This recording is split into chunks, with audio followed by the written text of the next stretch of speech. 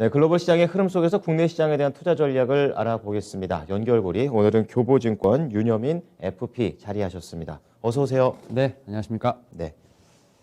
자, 첫 번째 연결고리 주제부터 체크를 해보겠습니다. 반도체 쪽이군요. 글로벌 파운드리 3분기 호실적을 발표했다. 자, 이런 부분은 어떤 것들을 시사할 수 있을까요? 예, 일단 이제 반도체 관련된 얘기가 사실은 계속 얘기가 나오고 있습니다. 그렇죠, 뭐 우리나라 DDR5 시장도 부터. 그렇고, 네. 네.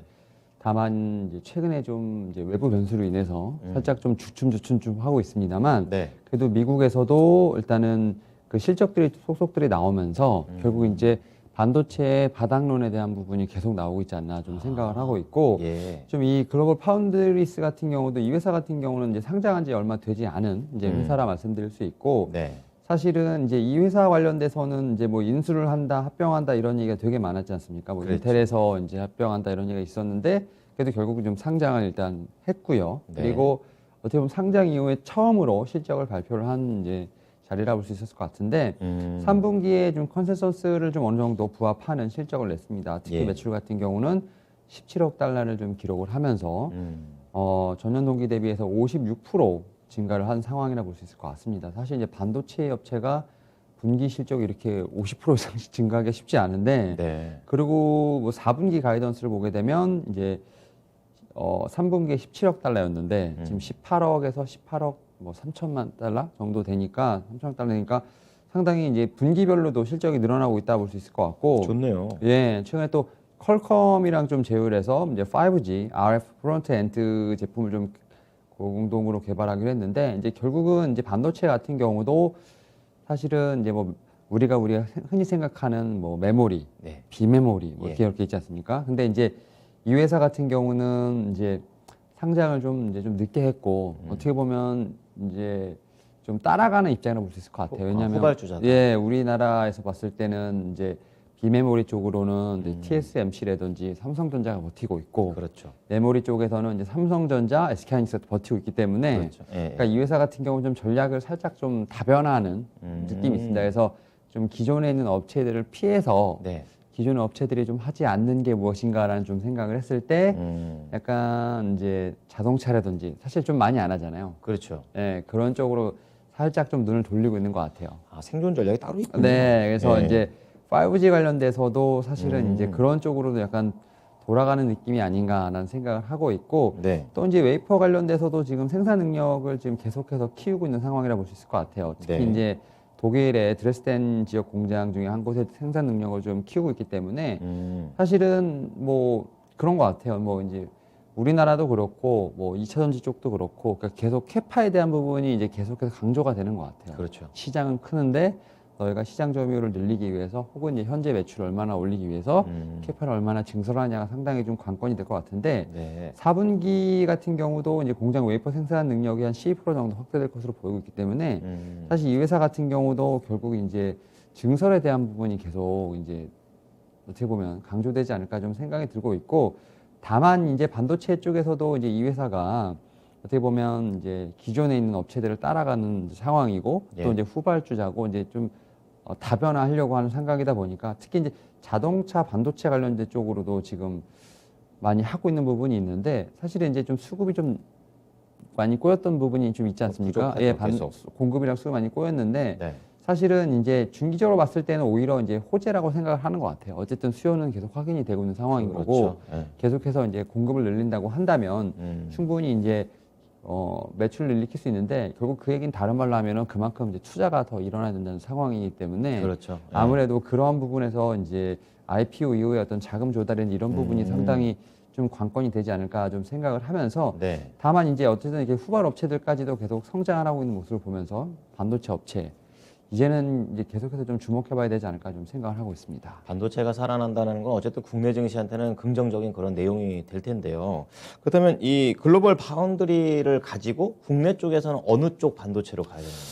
사실 근데 우리나라 입장에서 볼 때는 이렇게 반도체 딱 하면은 그냥 투톱밖에 생각이 나지 않는 것 같아요. 그렇죠. 예, 뭐 삼성전자, 자동차, SK 뭐 차량용부터 시작해서 이런 반도체를 하는 업체가 딱히 떠오르진 않고, 결국 이제 말씀하셨던 것처럼 반도체 중에서 두 업체가 살아나야 네, 이제 그렇죠. 우리나라 지수 좀 살아날 것 같은데, 특히 이제 어제 삼성전자 같은 경우는 그래도 4% 이상 아, 상승을 했죠. 크게 회복했죠. 네, 근데 이제 좀 약간 매매 동향을 보게 되면 어제 사실 좀 이틀 정도 외인이 좀 들어온 모습을 보여주고 있고 특히 이제 조금 길게 보게 되면 한 11월 15일 정도부터 시작해서 외인이 그래도 조금씩 들어오는 모습을 좀 보여주고 있어요. 나쁘지는 않다고 보시는 네, 거죠? 이제 기관이랑 좀 연기금 같은 경우는 사실은 이제 올라올 때마다 계속해서 물량을 줄여가는 스탠스를 취하고 있는데 반해서 반대군요. 예, 외인 예. 같은 경우는 약간 바닥론에 대한 부분들 그러니까 물론 이제 삼성전자를 산다는 건 네. 삼성전자의 어떤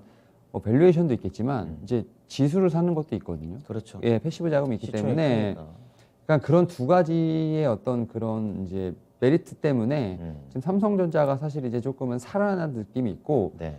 그리고 이제 주가의 탄력성을 보게 되면 저는 SK 하이닉스 상당히 좀 좋다고 생각을 하고 있습니다. 삼성전자 대비해서. 네, 예. 왜냐면 SK 하이닉스 같은 경우는 거의 지금 최근에 한 9만 원대를 찍고 다시 한 12만 원대를 좀 탈환했다 좀 약간 살짝 눌리는 부분이 있는데 갈 땐 잘 가요. 네, 네. 9만 원대 위에서는 그래도 한 25% 이상은 좀 많이 상승을 올라왔네요. 했었죠. 그리고 그렇죠. 이제 살짝 좀 쉬고 있는데 음. 저는 이제 삼성전자는 이제 어제 수급이 들어오면서 이제 주목을 해봐야 되는 이제 어떤 관심권에 이유가 있고. 예, 들어가 있고 SK하이닉스 같은 경우는 이제 상당히 주가가 좀 탄력적으로 움직였기 때문에 이런 움직임을 좀 이어받는다면 제가 볼 때는 SK하이닉스가 이제 어떻게 보면 전고점이 15만 원 정도 되는데요. 네.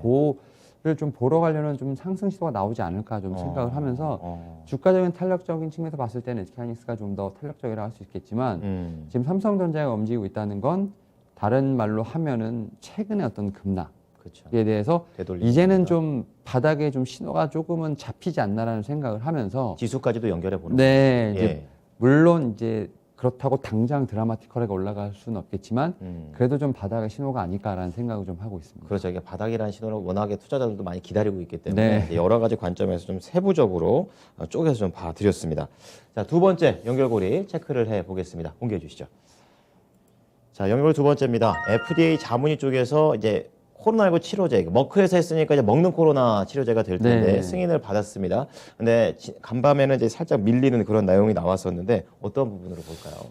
그러니까 사실은 이 오미크론이라는 이 어떻게 보면 변이 바이러스지 않습니까? 요즘 그리고, 가장 화두. 네, 그리고 그 전파력이 상당히 강하다. 네. 근데 뭐 사망률은 그렇게 크지 않다. 그러니까 사실은 뭐 EU에서도 그렇고 미국에서도 그렇고 다 약간씩 조금씩 이제 입장이 좀 다르지 않습니까? 그렇죠. 그런 상태에다가 뭐 정확한 이제 데이터가 아직은 나오지 않았다는 점. 한 2주, 최소 2주 정도는 걸린다고 네, 하더라고요. 그러니까 지금 국내뿐만 아니라 해외 이제 글로벌 백신들도 사실은 네. 연구를 하고 있지만 어떤 명확한 이제 그 데이터는 안 나오고 있죠. 그래서 더 불안한 것 같아요. 예, 네. 거기다 또 이제 뭐 최근에 또 증시에 좀 악영향을 좀 미쳤던 게 모더나 CEO가 이렇게 얘기했습니까? 기존의 백신이 안 들을 수도 있다, 뭐 이런 얘기도 했었고. 그렇게 했었죠. 예, 그런 와중에 이제 머크의 지금 이제 먹는 치료 경구제 치료자가 지금 FDA 좀 어떻게 보면 이제 권고를 좀 받았는데, 약간 좀 이 권고 과정에서도 상당히 좀 치열했던 것 같아요. 그러니까 찬반이 나눠졌다는 예, 얘기죠. 그렇죠. 예, 찬성은 13표, 예. 반대가 10표. 그러니까 거의 살짝 이제 넘어간 느낌. 그러니까 논란이 조금 있는. 아직까지도 데이터를 확인을 못했다는 점. 아, 그러니까 그런 부분이 좀 있는 것 같아요. 네. 그러니까 이제 뭐 근데 일단 어쨌든 치료제가 출시가 되면 그래도 이제 어떻게 보면 좀 줄일 수 있지 않을까라는 좀 생각을 했던 것 같고. 네. 다만 이제 그 이 회사가 만든 치료제는 이미 이제 영국에서 좀 어느 정도 첫 사용 승인을 받았고 이번에 이제 미국에서 받았기 때문에 제가 볼 때는 좀 이 기존의 코로나19 변이 바이러스 뭐 뿐만 아니라 지금 이번에 새로 나온 오미크론도 어느 정도 일관된 효과를 좀 발휘할 수 있지 않을까 하는 좀 기대감은 분명히 있어요. 근데 네. 이제 말씀하셨던 것처럼 아직까지 이제 바이러스도 계속 이제 진화를 한다고 해야 되나요? 계속 안 죽으려고 네, 바이러스도. 네. 그러니까 어떤 방향으로 튈지 모르는 상황에서 어쨌든 진화를 하고 이제 어쨌든 치료제나 백신은 따라가는 상황인데 그렇죠. 네.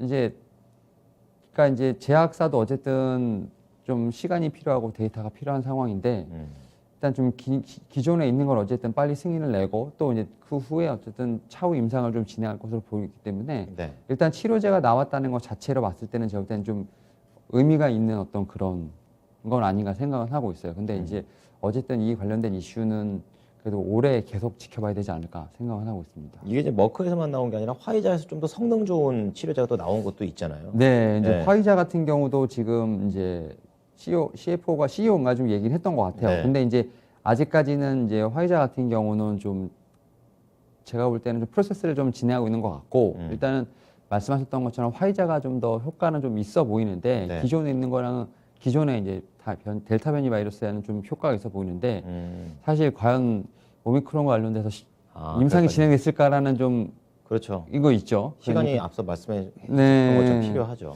그래서 그런 부분을 다 이제 취합을 하고 승인을 내기에는 제가 볼 때는 아직까지는 그런 물리적인 여건은 안 될 거라 보고 있기 때문에 그래도 다만 이제 대안이라는 게 딱히 아직은 없잖아요. 그렇죠. 버텨야죠. 예, 백신 기존에 있는 거 맞고, 뭐 부스터 맞고, 그 다음에 치료제만 먹고, 그거밖에 일단은 답이 없는 것 같아서, 그렇죠. 예, 일단 현재 상황에서는 좀 머크랑 화이자의 어떤 치료제 한번 좀 기대해 봐야 되지 않을까 생각하고 있습니다. 자, 그럼 이 치료제와 관련해서 이제 백신하고 다른 지금 시너지를 좀 기대하고 있는 그런 상황인데 국내에서는 어떤 쪽으로 연결할까요?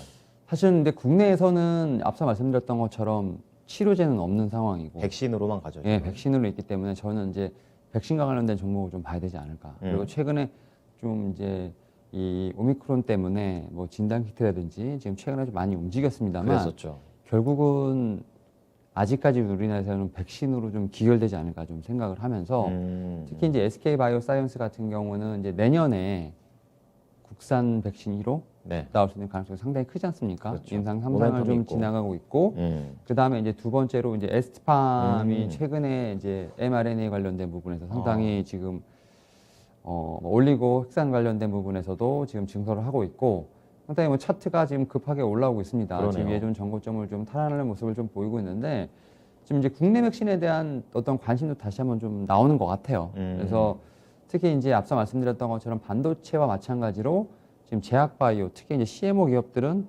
캐파를 상당히 늘리고 있어요. 그렇군요. 그러니까 이제 이런 CMO 업체들, SK바이오스나 에스티팜, 뭐 삼성바이오로스 같은 경우는 이미 흑전을 바탕으로 해서 네. 계속해서 공장을 늘리고 있는 거 보면 진짜 이제 제조업이 되어가는 느낌? 계속 주문 받아서 네. 만들고 이렇게 된다는 그래서 거죠. 확실히 좀 실적 찍히는 뭐 그런 업체다 보니까 네. 그런 부분을 토대로 이제 어떻게 보면 주가를 계산할 수도 있고 그러다 그렇죠. 보니까 그렇죠. 꿈을 먹는 이제 어떻게 보면 제약바이오가 아니라 이제는 좀 실체가 있고 과연 어떻게 나아갈 건지에 대한 방향성이 상당히 뚜렷하기 때문에 이런 종목들은 한번 계속 관심 있게 봐야 되지 않을까 생각하고 있습니다. 네. 자, 제약바이오 쪽에서는 SK바이오사이언스, ST팜 말씀을 해주셨습니다. 오늘 말씀 잘 참고하겠습니다. 네, 감사합니다. 네, 지금까지 교보증권 윤여민 FP와 함께한 연결고리였습니다.